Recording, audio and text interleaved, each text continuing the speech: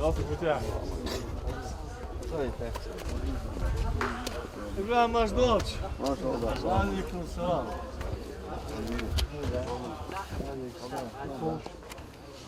Yüzüm hava. Mutşağıl gasta kısaca gast yüzüm. Hangi kağıt var? Şunu koydum.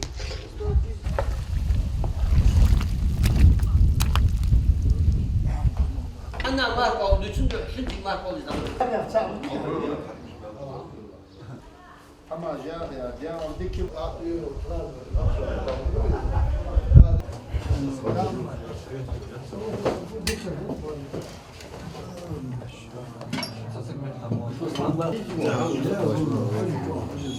Ya Hüseyin bıçak koyuyor. Hayır. Sen diye.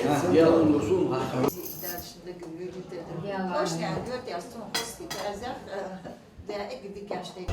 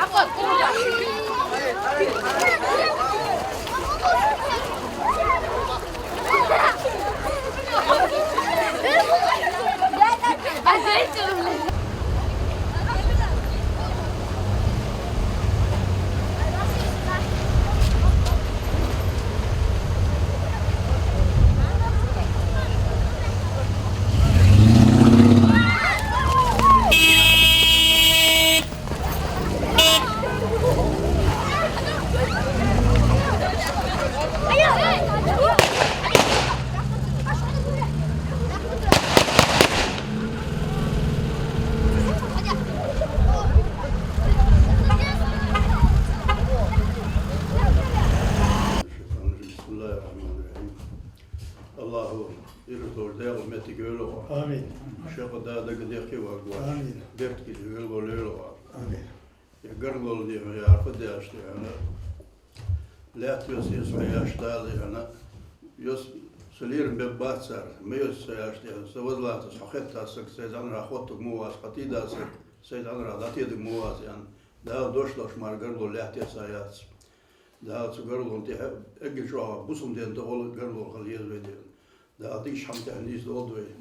Daha busum diye abart niş hamda tuabol. Daha iman şu İslam şu nis oldu. Daha berketi yolu şey hayın nus hanımı da yolu. Bakır diye alhane gidi. Daha diye berketi yolu. Sek hayalleri ya tam kaynağı dokuyor diye sek hayalleri da yatırı hayatları. Makdar to iles to $100 de iets şu yer iles. Haja harıl sayt Allah okuyor ya okuyor sayar. Çayva ona de onu hayla tu olarak görmüş Allah tutar. So yeşil amel tuğluk ya gasi Allah der. Biz bazı kurul sonunda sek hayali yes buzulna da biz yani da diye garol no sek hayali diye onu sek görüyoruz o zaman sek maç hayatı yok işte salvat so diye lili sek görüyoruz da biz burada duruyoruz. Zaten peki ilgili yol yönetimi devam ediyor.